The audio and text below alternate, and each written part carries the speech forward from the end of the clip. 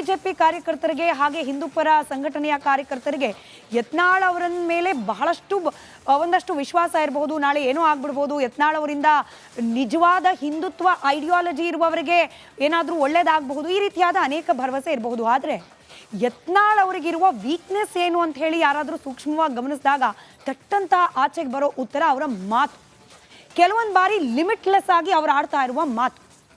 ಇತ್ತೀಚೆಗೆ ಯತ್ನಾಳ್ ಅವರು ಯಾವ ಲೆವೆಲ್ಗೆ ಹೋಗಿದ್ದಾರೆ ಅಂದರೆ ಬ್ಲೋನ್ ಅಪ್ ಬಲೂನ್, ಸರಿಯಾಗಿ ಗಾಳಿ ತುಂಬಿರೋ ಬಲೂನ್, ಒಂದೇ ಒಂದು ಸೂಜಿ ಚುಚ್ಚಿದ್ರು ಡಮ್ಮನ್ನು ಬಿಡುತ್ತಾ ಅನ್ನೋ ಆತಂಕ. ಯಾಕೆ ಹೀಗೆ ಹೇಳ್ತಿದ್ದೀನಿ? ಮಾತೆತ್ತಿದ್ರೆ ಸಾಕು, ಯಾರೇ ಯತ್ನಾಳ್ ವಿರುದ್ಧವಾಗಿ ಮಾತನಾಡಿದ್ರು ಕೂಡ ತಾಕತ್ತಿದ್ರೆ ರಾಜೀನಾಮೆ ಮಾಡಿ ನನ್ನ ಮುಂದೆ ಬಂದು ಚುನಾವಣೆ ನಿಲ್ಲಿ ಗೆದ್ದು ತೋರಿಸಿ, ಇದೊಂದು ರೀತಿ ರೊಟೀನ್ ಆಗಿಬಿಟ್ಟಿದೆ ಸಿದ್ದರಾಮಯ್ಯನವ್ರಿಗೆ. ಅದಕ್ಕೂ ಹೇಳೋದು ಹಾಗೇನೆ. ವಿಜೇಂದ್ರ ಅವ್ರ ವಿಚಾರದಲ್ಲಿ ವಿಜೇಂದ್ರ ಅವ್ರಿಗೂ ಹೇಳೋದು ಅದೇನೆ, ರಿಸೈನ್ ಮಾಡಿ ನನ್ನ ವಿರುದ್ಧ ಚುನಾವಣೆಗೆ ನಿಲ್ಲಿ ಅಂತ ಹೇಳಿ. ಯಾರೇ ಯತ್ನಾಳ್ ಅವರ ವಿರುದ್ಧವಾಗಿ ನಿಂತರೂ ಕೂಡ ಮೊದಲು ಯತ್ನಾಳ್ ಅವರಿಂದ ಬಾಯಿಂದ ಬರೋ ಮಾತಂದ್ರೆ ಚಾಲೆಂಜ್, ತಾಕತ್ತಿದ್ರೆ ರಾಜೀನಾಮೆ ಕೊಡಿ, ನನ್ನ ವಿರುದ್ಧ ಗೆದ್ದು ತೋರಿಸಿ ಅಂತ ಹೇಳಿ. ವಿಜೇಂದ್ರ ಆಯಿತು, ಇದೀಗ ಶಿವಾನಂದ ಪಾಟೀಲ್ ಹಾಗೆ ವಿಜಯಾನಂದ ಕಾಶಪ್ಪನವರವರ ಸರದಿ. ಮೊನ್ನೆ ಏಪ್ರಿಲ್ 28ನೇ ತಾರೀಕಾದ ಒಂದು ಘಟನೆ, ಒಂದು ಮುಸ್ಲಿಂ ರ್ಯಾಲಿ. ಆ ಸಮಾವೇಶದಲ್ಲಿ ಇಬ್ಬರೂ ಕಾಂಗ್ರೆಸ್ನ ನಾಯಕರು ಭಾಗಿಯಾಗಿದ್ರು. ಅಲ್ಲಿ ನಿಂತು ಯತ್ನಾಳ್ ಅವರ ವಿರುದ್ಧವಾಗಿ ಮಾತನಾಡಿದ್ರು ಅನ್ನೋ ಕಾರಣಕ್ಕೆ, ಇನ್ಫ್ಯಾಕ್ಟ್ ಆ ಇಡೀ ಮುಸ್ಲಿಂ ಸಮಾವೇಶ ರ್ಯಾಲಿ ನಡೆದಿದ್ದೇ ಯತ್ನಾಳ್ ಅವರ ವಿರುದ್ಧವಾಗಿ. ಅದರಲ್ಲಿ ಕಾಂಗ್ರೆಸ್ನ ಇಬ್ಬರು ನಾಯಕರು ಭಾಗಿಯಾಗಿದ್ರು, ಯತ್ನಾಳ್ ಅವರ ವಿರುದ್ಧವಾಗಿ ಮಾತನಾಡಿದ್ರು. ಯಾವಾಗ ಯತ್ನಾಳ್ ವಿರುದ್ಧವಾಗಿ ಇಬ್ಬರು ನಾಯಕರು ಮಾತನಾಡಿದ್ರು, ಆಗ ಯತ್ನಾಳ್ ಅವರು ಮತ್ತದೇ ಚಾಲೆಂಜ್ ಅನ್ನ ಈ ಇಬ್ಬರು ನಾಯಕರಿಗೆ ಹಾಕಿದ್ರು. ತಾಕತ್ತಿದ್ರೆ ರಾಜೀನಾಮೆ ಕೊಡಿ, ನನ್ನ ಮುಂದೆ ಚುನಾವಣೆ ಗೆದ್ದು ತೋರಿಸಿ ಅಂತ ಹೇಳಿ. ಉಳಿದವರು ಯಾರು ಅಂದ್ರೆ ವಿಜಯೇಂದ್ರ ಅವರಾಗ್ಲಿ ಅಥವಾ ವಿಜಯಾನಂದ ಕಾಶಪ್ಪನವರಾಗ್ಲಿ ಯತ್ನಾಳ್ ಅವರ ಈ ಹೇಳಿಕೆಯನ್ನು ಅಷ್ಟು ಸೀರಿಯಸ್ ಆಗಿ ತಗೊಳ್ಳಿಲ್ಲ. ಆದರೆ ಅದ್ಯಾಕೋ ಏನೋ ಈ ಸವಾಲನ್ನು ಗಂಭೀರವಾಗಿ ತಗೊಂಡಿದ್ದು ಸಚಿವ ಶಿವಾನಂದ ಪಾಟೀಲ್ ಅವರು. ಇನ್ಫ್ಯಾಕ್ಟ್ ಶಿವಾನಂದ ಪಾಟೀಲ್ರೇ ಇವತ್ತು ಹೇಳಿರೋ ಹಾಗೆ, ಶಿವಾನಂದ ಪಾಟೀಲ್ರು ಹಾಗೆ ಯತ್ನಾಳ್ ಅವರು ತಂದೆಯ ಕಾಲದಿಂದಲೂ ಕೂಡ ಬಿಸ್ನೆಸ್ ಪಾರ್ಟ್ನರ್ಸ್. ಹೀಗಿದ್ರೂ ಕೂಡ ಯತ್ನಾಳ್ ಅವರು ಶಿವಾನಂದ ಪಾಟೀಲ್ ಅವರ ಬಗ್ಗೆ ಆಡಿದ ಕೆಲವೊಂದಷ್ಟು ಅಸಭ್ಯ ಅನಿಸುವಂತಹ ಮಾತು ಬಹುಶಃ ಶಿವಾನಂದ ಪಾಟೀಲ್ರಿಗೆ ಬಹಳ ಮಾನಸಿಕವಾಗಿ ತೊಳಲಾಟಕ್ಕೆ ಕಾರಣ ಆಯಿತೋ ಏನೋ. ಹೀಗಾಗಿ ಯತ್ನಾಳ್ ಅವರ ಸವಾಲ್ನಂತೆ ಡೈರೆಕ್ಟ್ ಆಗಿ UT ಖಾದರ್ ಅವರ ಕಚೇರಿಗೆ ಹೋದ್ರು, ರಾಜೀನಾಮೆ ಕೊಟ್ಟು ಬಂದು. ಈಗ ಯತ್ನಾಳ್ ಅವರ ಸರದಿ ಸವಾಲು ಹಾಕಿದಂತೆ ತಾವು ಕೂಡ ಚುನಾವಣೆಗೆ ನಿಂತೇ ಬಿಡ್ತಾರಾ, ಯತ್ನಾಳ್ ರಿಸೈನ್ ಮಾಡೇ ಬಿಡ್ತಾರಾ, ಕಾದ್ ನೋಡ್ಬೇಕಾಗಿದೆ. ಇವಾಗ ಒಂದು ವರದಿ ನಿಮ್ಮ ಮುಂದೆ. ಕುತೂಹಲ ಕೆರಳಿಸಿದ ಸವಾಲ್ ಜವಾಬ್. ನಿಮ್ಮಿಬ್ಬರಿಗೆ ದಮ್ಮ ತಾಕತ್ತು, ನಿಮ್ಮ ಒಂದು ವಾರ ರಾಜೀನಾಮೆ ಕೊಡಿ, ಈ ಯತ್ನಾಳ್ ಪಕ್ಷೇತರ ನಿಂತು ಭಗವಾ ಜೆಂಡಾ ತಗೊಂಡು ಆರಿಸಿ ಬರ್ತೀನಿ. ಯತ್ನಾಳ್ ಸವಾಲಿಗೆ ಸೈ ಎಂದ ಪಾಟೀಲ್. ಆದರೆ ಇವತ್ತು ಅವ್ರ ಸವಾಲ ಸ್ವೀಕಾರ ಮಾಡಿ ನಾನು ರಾಜೀನಾಮೆ ಕೊಟ್ಟಿದ್ದೀನಿ. ಕೊನೆಗೂ ತಾರ್ಕಿಕ ರೂಟ್ಗೆ ಬಂದಂತಾಗಿದೆ ಬಸನಗೌಡ ಪಾಟೀಲ್ ಯತ್ನಾಳ್ ಸವಾಲ್. ರಾಜೀನಾಮೆ ಕೊಟ್ಟು ತನ್ನೇ ದೂರು ಸ್ಪಂದಿಸುವಂತೆ ಬಿಜೆಪಿ ಉಚ್ಚಾಟಿತ ಶಾಸಕ ಬಸನಗೌಡ ಪಾಟೀಲ್ ಯತ್ನಾಳ್ ಚಾಲೆಂಜ್ ಅನ್ನ ಸ್ವೀಕರಿಸಿಯೇ ಬಿಟ್ಟಿದ್ದಾರೆ ಸಚಿವ ಶಿವಾನಂದ ಪಾಟೀಲ್.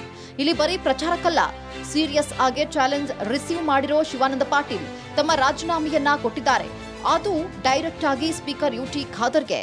ಅವ್ರು ಎಷ್ಟೇ ಅನುಚಿತವಾಗಿ ಮಾತನಾಡಿದರೂ ಕೂಡ ಆ ಶಬ್ದಗಳನ್ನು ಜನಸಾಮಾನ್ಯರು ಸಹಿಸದೇ ಇರತಕ್ಕಂಥ ಮಾತುಗಳನ್ನು ಪದೇ ಪದೇ ಪದೇ ಪದೇ ಆಡ್ತಾ ಇರ್ತಾರೆ. ಜೊತೆಗೆ ಅವರು ಒಂದು ಸವಾಲು ಹಾಕಿದರು, ನೀವು ಸ್ಪೀಕರ್ಗೆ ರಾಜೀನಾಮೆ ಕೊಟ್ಟು ನನ್ನ ವಿರುದ್ಧ ಸ್ಪರ್ಧೆ ಮಾಡಿ ಗೆದ್ದರೆ ನಾನು ರಾಜಕೀಯ ಬಿಡ್ತೀನಿ, ಇಲ್ಲದೇ ಇದ್ದರೆ ನೀವು ರಾಜಕೀಯ ಬಿಡ್ರಿ ಇಬ್ಬರು ಅಂಥೇಳಿ ಹೇಳಿದ್ದಾರೆ. ಆ ಹಿನ್ನೆಲೆಯಲ್ಲಿ ಇವತ್ತು ನಾನು ಬಸವನ ಬಾಗೇವಾಡಿ ಕ್ಷೇತ್ರಕ್ಕೆ ರಾಜೀನಾಮೆಯನ್ನು ಸ್ಪೀಕರ್ಗೆ ಸಲ್ಲಿಸಿದ್ದೀನಿ. ಬಟ್ ಪಾಟೀಲ್ ಅಂತಕ್ಕಂಥ ಸರ್ನೇಮ್ ಬಗ್ಗೆ ನಾನು ಹುಟ್ಟಿದಾಗೆ ನಮ್ಮ ಅಪ್ಪ ಪಾಟೀಲ್ರಿದ್ದರು. ಆದರೆ ಇವತ್ತು ಅವ್ರ ಸವಾಲು ಸ್ವೀಕಾರ ಮಾಡಿ ನಾನು ರಾಜೀನಾಮೆ ಕೊಟ್ಟಿದ್ದೀನಿ. ಯತ್ನಾಳ್ ಅವರಲ್ಲಿ ಇಷ್ಟೇ ವಿನಂತಿ ಮಾಡ್ಕೊಳ್ತೀನಿ, ನೀವು ನನ್ನನ್ನು ನನ್ನ ವಿರುದ್ಧ ನಿಲ್ಲು ಅಂತ ಹೇಳಿದ್ದೀರಿ. ನಾನು ಹೇಗೆ ರಾಜೀನಾಮೆ ಕೊಟ್ಟಿದ್ದೀನಿ ಹಾಗೆ ನೀವು ರಾಜೀನಾಮೆ ಕೊಡಿ ಬಿಜಾಪುರ ಕ್ಷೇತ್ರಕ್ಕೆ. ಸಾಮಾನ್ಯವಾಗಿ ಈ ಕಾಲದ ರಾಜಕಾರಣಿಗಳ ಸವಾಲುಗಳಿಗೆ ಅಷ್ಟು ಪ್ರಾಮುಖ್ಯತೆ ಇರುವುದಿಲ್ಲ. ಮೊದಲ ಹಂತವಾಗಿ ಒಬ್ಬರಿಗೊಬ್ಬರು ಬೈದಾಡೋದು, ಇವರ ವಿರುದ್ಧ ಅವರು, ಅವರ ವಿರುದ್ಧ ಇವರ ಕೆಂಡ ಕಾರೋದು, ಆಮೇಲೆ ಇಬ್ಬರು ತೆಪ್ಪಗಾಗೋದು, ಇದು ರೂಢಿ. ಹಾಗೆ ಇಬ್ಬರು ಸವಾಲ್ ಎಸೆದ್ರೆ ಇನ್ನೊಬ್ಬರು ಸೈಲೆಂಟ್ ಆಗೋದು ಅಥವಾ ಹಾದಿ ತಪ್ಪಿಸೋದು ಕೂಡ ಕಾಮನ್.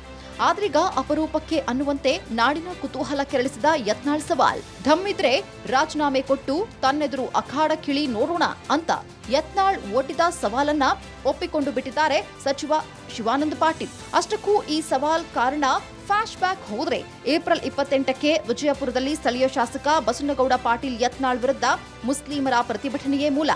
ಮೊಹಮ್ಮದ್ ಪೈಗಂಬರಂ ವಿರುದ್ಧ ಯತ್ನಾಳ್ ಆಡಿದ್ದಾರೆನ್ನಲಾದ ಲಘು ಮಾತಿನ ವಿರುದ್ಧ ಹೋರಾಟ ನಡೆಸಿದ್ದು ಮುಸ್ಲಿಮರು. ಈ ಪ್ರತಿಭಟನೆಯಲ್ಲಿ ಭಾಗಿಯಾಗಿದ್ದು ಸಚಿವ ಶಿವಾನಂದ ಪಾಟೀಲ್. ಹುನಗುಂದ ಶಾಸಕ ವಿಜಯಾನಂದ ಕಾಶಪ್ಪನವರ್, ಇಂಡಿ ಶಾಸಕ ಯಶವಂತರಾಯಗೌಡ.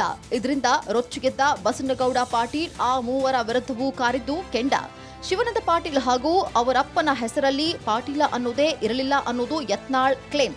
ರಾಜಕೀಯ ಲಾಭಕ್ಕಾಗಿ ಯತ್ನಾಳ್ ಸೇರಿಸಿಕೊಂಡ ಶಿವಾನಂದ ಪಾಟೀಲ್ ಅವರಪ್ಪನಿಗೆ ಹುಟ್ಟಿದ್ರೆ ಶಾಸಕ ಸ್ಥಾನಕ್ಕೆ ರಾಜೀನಾಮೆ ಕೊಟ್ಟು ತನ್ನನ್ನ ಎದುರಿಸಲಿ ಅಂತ ಹಗೂರ ಮಾತಿನಿಂದಲೇ ಸವಾಲೊಡ್ಡಿದ್ರು ಯತ್ನಾಳ್. ವಿಜಯಪುರ ಕ್ಷೇತ್ರದ ಶಾಸಕ ಸ್ಥಾನಕ್ಕೆ ತಾನು ರಾಜೀನಾಮೆ ಕೊಡ್ತೇನೆ ಅಂತಾನು ಹೇಳಿದ್ದು ಯತ್ನಾಳ್.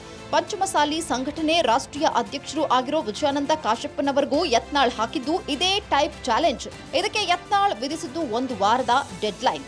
ನಿಮ್ಮಿಬ್ಬರಿಗೆ ದಮ್ಮ ತಾಕತ್ತು ನಿಮ್ಮ ಒಂದು ವಾರ ರಾಜೀನಾಮೆ ಕೊಡಿ, ಈ ಯತ್ನಾಳ್ ಪಕ್ಷೇತರ ನಿಂತು ಭಗವಾ ಜೆಂಡಾ ತಗೊಂಡು ಆರಿಸಿ ಬರ್ತೀನಿ.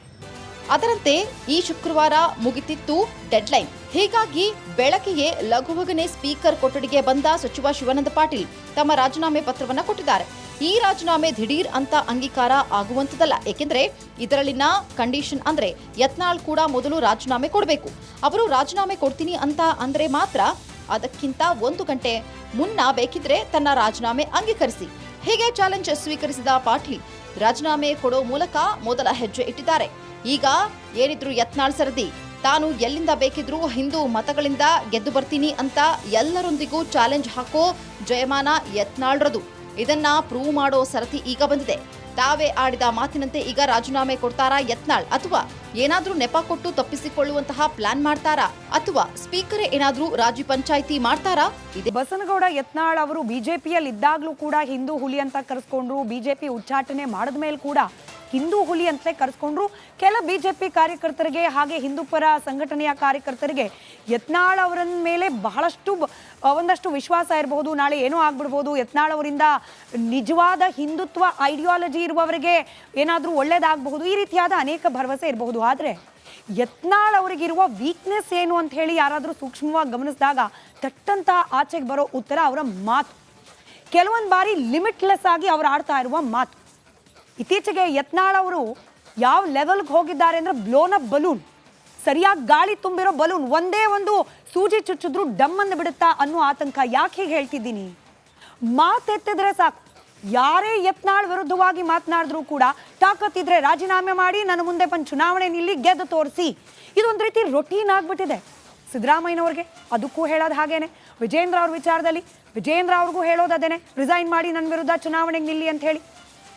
ಯಾರೇ ಯತ್ನಾಳ್ ಅವರ ವಿರುದ್ಧವಾಗಿ ನಿಂತರೂ ಕೂಡ ಮೊದಲು ಯತ್ನಾಳ್ ಅವರಿಂದ ಬಾಯಿಂದ ಬರೋ ಮಾತಂದ್ರೆ ಚಾಲೆಂಜ್, ತಾಕತ್ತಿದ್ರೆ ರಾಜೀನಾಮೆ ಕೊಡಿ, ನನ್ನ ವಿರುದ್ಧ ಗೆದ್ದು ತೋರಿಸಿ ಅಂತ ಹೇಳಿ. ವಿಜೇಂದ್ರ ಆಯಿತು, ಇದೀಗ ಶಿವಾನಂದ ಪಾಟೀಲ್ ಹಾಗೆ ವಿಜಯಾನಂದ ಕಾಶಪ್ಪನವರವರ ಸರದಿ. ಮೊನ್ನೆ ಏಪ್ರಿಲ್ 28ನೇ ತಾರೀಕಾದ ಒಂದು ಘಟನೆ, ಒಂದು ಮುಸ್ಲಿಂ ರ್ಯಾಲಿ. ಆ ಸಮಾವೇಶದಲ್ಲಿ ಇಬ್ಬರೂ ಕಾಂಗ್ರೆಸ್ನ ನಾಯಕರು ಭಾಗಿಯಾಗಿದ್ರು. ಅಲ್ಲಿ ನಿಂತು ಯತ್ನಾಳ್ ಅವರ ವಿರುದ್ಧವಾಗಿ ಮಾತನಾಡಿದ್ರು ಅನ್ನೋ ಕಾರಣಕ್ಕೆ, ಇನ್ಫ್ಯಾಕ್ಟ್ ಆ ಇಡೀ ಮುಸ್ಲಿಂ ಸಮಾವೇಶ ರ್ಯಾಲಿ ನಡೆದಿದ್ದೇ ಯತ್ನಾಳ್ ಅವರ ವಿರುದ್ಧವಾಗಿ. ಅದರಲ್ಲಿ ಕಾಂಗ್ರೆಸ್ನ ಇಬ್ಬರು ನಾಯಕರು ಭಾಗಿಯಾಗಿದ್ರು, ಯತ್ನಾಳ್ ಅವರ ವಿರುದ್ಧವಾಗಿ ಮಾತನಾಡಿದ್ರು. ಯಾವಾಗ ಯತ್ನಾಳ್ ವಿರುದ್ಧವಾಗಿ ಇಬ್ಬರು ನಾಯಕರು ಮಾತನಾಡಿದ್ರು, ಆಗ ಯತ್ನಾಳ್ ಅವರು ಮತ್ತದೇ ಚಾಲೆಂಜ್ ಅನ್ನ ಈ ಇಬ್ಬರು ನಾಯಕರಿಗೆ ಹಾಕಿದ್ರು. ತಾಕತ್ತಿದ್ರೆ ರಾಜೀನಾಮೆ ಕೊಡಿ, ನನ್ನ ಮುಂದೆ ಚುನಾವಣೆ ಗೆದ್ದು ತೋರಿಸಿ ಅಂತ ಹೇಳಿ. ಉಳಿದವರು ಯಾರು ಅಂದ್ರೆ ವಿಜಯೇಂದ್ರ ಅವರಾಗ್ಲಿ ಅಥವಾ ವಿಜಯಾನಂದ ಕಾಶಪ್ಪನವರಾಗ್ಲಿ ಯತ್ನಾಳ್ ಅವರ ಈ ಹೇಳಿಕೆಯನ್ನು ಅಷ್ಟು ಸೀರಿಯಸ್ ಆಗಿ ತಗೊಳ್ಳಿಲ್ಲ. ಆದರೆ ಅದ್ಯಾಕೋ ಏನೋ ಈ ಸವಾಲನ್ನು ಗಂಭೀರವಾಗಿ ತಗೊಂಡಿದ್ದು ಸಚಿವ ಶಿವಾನಂದ ಪಾಟೀಲ್ ಅವರು. ಇನ್ಫ್ಯಾಕ್ಟ್ ಶಿವಾನಂದ ಪಾಟೀಲ್ರೇ ಇವತ್ತು ಹೇಳಿರೋ ಹಾಗೆ, ಶಿವಾನಂದ ಪಾಟೀಲ್ರು ಹಾಗೆ ಯತ್ನಾಳ್ ಅವರು ತಂದೆಯ ಕಾಲದಿಂದಲೂ ಕೂಡ ಬಿಸ್ನೆಸ್ ಪಾರ್ಟ್ನರ್ಸ್. ಹೀಗಿದ್ರೂ ಕೂಡ ಯತ್ನಾಳ್ ಅವರು ಶಿವಾನಂದ ಪಾಟೀಲ್ ಅವರ ಬಗ್ಗೆ ಆಡಿದ ಕೆಲವೊಂದಷ್ಟು ಅಸಭ್ಯ ಅನಿಸುವಂತಹ ಮಾತು ಬಹುಶಃ ಶಿವಾನಂದ ಪಾಟೀಲ್ರಿಗೆ ಬಹಳ ಮಾನಸಿಕವಾಗಿ ತೊಳಲಾಟಕ್ಕೆ ಕಾರಣ ಆಯ್ತೋ ಏನೋ. ಹೀಗಾಗಿ ಯತ್ನಾಳ್ ಅವರ ಸವಾಲ್ನಂತೆ ಡೈರೆಕ್ಟ್ ಆಗಿ UT ಖಾದರ್ ಅವರ ಕಚೇರಿಗೆ ಹೋದ್ರು, ರಾಜೀನಾಮೆ ಕೊಟ್ಟು ಬಂದು. ಈಗ ಯತ್ನಾಳ್ ಅವರ ಸರದಿ. ಸವಾಲು ಹಾಕಿದಂತೆ ತಾವು ಕೂಡ ಚುನಾವಣೆಗೆ ನಿಂತೇ ಬಿಡ್ತಾರಾ ಯತ್ನಾಳ್, ರಿಸೈನ್ ಮಾಡೇ ಬಿಡ್ತಾರಾ, ಕಾದ್ ನೋಡ್ಬೇಕಾಗಿದೆ. ಇವಾಗೆ ಒಂದು ವರದಿ ನಿಮ್ಮ ಮುಂದೆ. ಕುತೂಹಲ ಕೆರಳಿಸಿದ